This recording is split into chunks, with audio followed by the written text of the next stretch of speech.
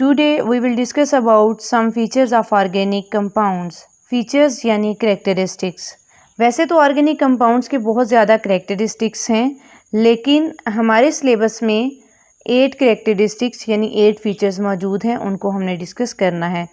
Peculiar nature of carbon, non-ionic character of organic compounds, similarity in behavior, complexity of organic compounds, isomerism, rate of organic reactions and solubility.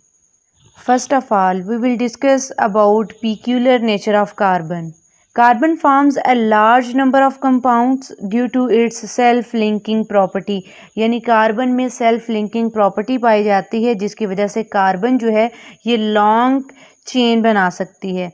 Carbon जो है ये large compounds बना सकती हैं. Periodic table की अगर बात की जाए तो पीरियोडिक टेबल में कार्बन फैमिली जो है इसमें सबसे ज़्यादा कैटिनेशन की प्रॉपर्टीज़ पाई जाती हैं. और अगर कार्बन फैमिली की बात की जाए तो कार्बन फैमिली में सबसे ज़्यादा कार्बन में कैटिनेशन की प्रॉपर्टीज़ पाई जाती हैं.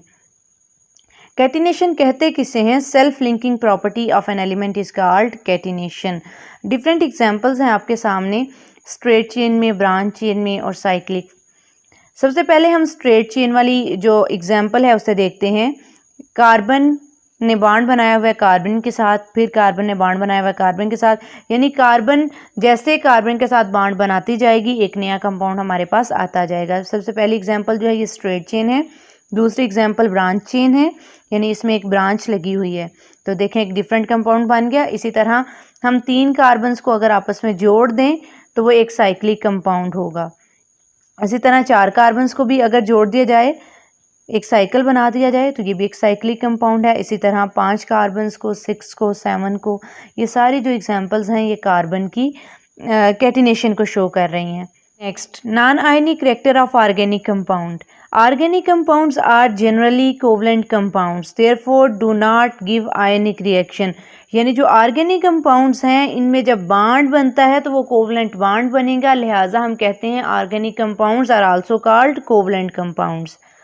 इन्हें हम आयनिक कंपाउंड्स नहीं कह सकते और ना ही ये आयनिक रिएक्शंस देते हैं, क्योंकि कार्बन, अगर हम एग्जांपल ले लें कार्बन की, तो कार्बन क्या करता है, अपने इलेक्ट्रॉन्स शेयर करके बॉन्ड बनाएगा. जहाँ पे इलेक्ट्रॉन्स शेयर हों वहाँ पे कोवलेंट बॉन्ड बनता है, और जहाँ पे कोवलेंट बॉन्ड होगा उस कंपाउंड को हम कोवलेंट कंपाउंड कहेंगे. Discuss similarity in behaviour. Organic compounds जो हैं इनमें एक क्लोज रिलेशनशिप पाया जाता है, यानी हम कह सकते हैं कि ऑर्गेनिक कंपाउंड्स की जो केमिकल प्रॉपर्टीज़ हैं वो मिलती जुलती होती हैं. जैसे हम बात कर लेते हैं अल्केन्स. अल्केन्स में इस ग्रुप में जितने भी हाइड्रोकार्बन्स आएंगे उन सब में कार्बन कार्बन के दरमियान सिंगल बॉन्ड होगा, इनकी जो केमिकल प्रॉपर्टीज़ हैं वो भी सेम होगी. लिहाजा उन सारे कंपाउंड्स को सेपरेट डिस्कस करने की ज़रूरत नहीं, बल्कि अगर हम एक कंपाउंड को अच्छे तरीके से स्टडी कर लें, उसकी प्रॉपर्टीज़ को देख लें, तो बाकी कंपाउंड्स की प्रॉपर्टीज़ भी हमें पता चल जाती हैं. एक कंपाउंड की प्रॉपर्टीज़ याद करने से बाकी सारे कंपाउंड्स की प्रॉपर्टीज़ भी याद हो जाएंगी. उसकी रीज़न ये है कि सबकी प्रॉपर्टीज़ सेम होती हैं. This similarity in behavior has reduced the study of millions of compounds to only a few homologous series. जैसा कि मैंने अभी एक एग्जांपल के साथ आपको समझाया कि अगर हमारे पास अल्केन्स फैमिली है, इसमें जितने भी मेंबर्स होंगे उन सब की प्रॉपर्टीज़ क्या हैं, सेम हैं. लिहाजा इन सब की अलग अलग केमिकल प्रॉपर्टीज़ याद करने की ज़रूरत नहीं है, बल्कि अगर हम एक की प्रॉपर्टीज़ याद कर लें तो बाकी सब की प्रॉपर्टीज़ भी सेम ही हैं, तो वो याद करने की ज़रूरत नहीं होगी. Next feature, complexity of organic compounds. ये सब जानते हैं कि जो ऑर्गेनिक कंपाउंड्स हैं इनमें कोवलेंट बॉन्ड पाया जाता है. अब ऑर्गेनिक कंपाउंड्स जो हैं ये बहुत कॉम्प्लेक्स होते हैं. इसकी रीज़न ये है कि कार्बन में कैटिनेशन की प्रॉपर्टी पाई जाती है, यानी कार्बन में सेल्फ लिंकिंग प्रॉपर्टी पाई जाती है, जिसकी वजह से organic compounds are usually large and structurally more complex. यानी ऑर्गेनिक कंपाउंड्स का जो स्ट्रक्चर है वो भी बहुत कॉम्प्लेक्स होता है. यहाँ हम 2 एग्जांपल्स को स्टडी करेंगे, स्टार्च एंड प्रोटीन. स्टार्च का केमिकल फार्मूला है C6H10O5, और ये जो ब्रैकेट में इसे करके तो बाहर N लिख दिया गया है. N का मतलब है सेवरल थाउजेंड, यानी C6H10O5 ये एक सिंगल यूनिट है और इस तरह के बेशुमार यूनिट्स यानी सेवरल थाउजेंड यूनिट्स आपस में मिलते हैं तो स्टार्च बनता है। यानी स्टार्च क्या है, ये मोर कॉम्प्लेक्स है। इसी तरह प्रोटीन की बात की जाए तो proteins are very complex molecules. अगर इनके मॉलिक्यूलर मैसेज की बात की जाए तो इनके मॉलिक्यूलर मैसेज भी बहुत ज़्यादा होते हैं। Isomerism, iso mean same, ism mean phenomena यानी प्रोसेस। आइसोमेरिज्म एक ऐसा फिनोमिना है जिसमें हम ये स्टडी करते हैं कि more than one compounds having same molecular formula but different structural formula. यानी मॉलिक्यूलर फार्मूला तो सेम होता है लेकिन उसका जो स्ट्रक्चर फार्मूला है वो डिफरेंट हो सकता है।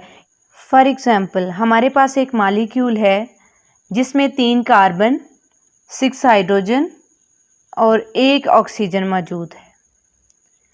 इसे हम 2 तरह से लिख सकते हैं। एक दफ़ा जब लिखेंगे तो हमारे पास एल्डिहाइड आएगा और दूसरी दफ़ा हमारे पास ketone. CH3 CH2 C double bond O, फिर C के साथ ही बॉन्ड है H का, तो ये है एल्डिहाइड। एक और तरीके से लिख सकती हूँ CH3 C double bond O, चूँकि कार्बन 4 बॉन्ड बनाता है, अभी 3 बॉन्ड हुए हैं, कार्बन का एक और बॉन्ड बनेगा CH3 के साथ।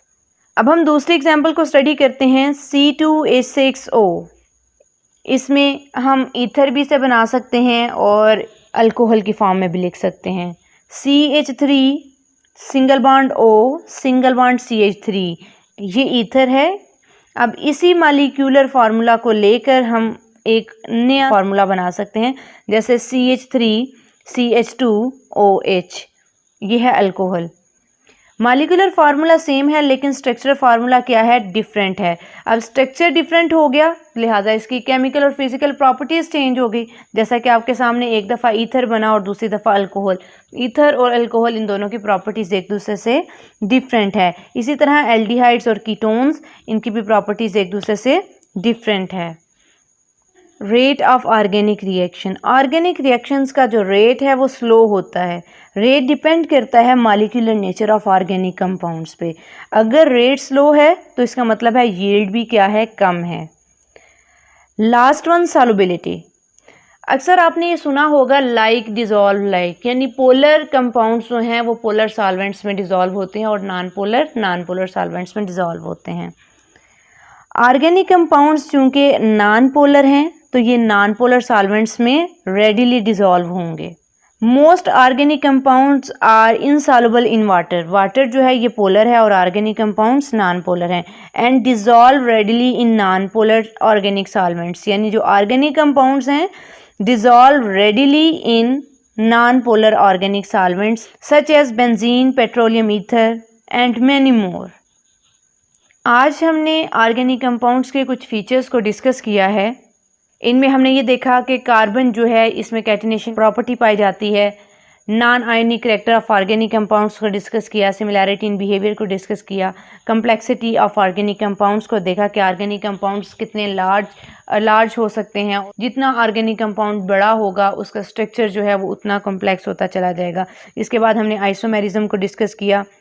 फिर ऑर्गेनिक रिएक्शंस का जो रेट है उसे देखा कि रेट इसका स्लो क्यों होता है। सॉल्युबिलिटी, एट द एंड हमने डिस्कस किया सॉल्युबिलिटी को।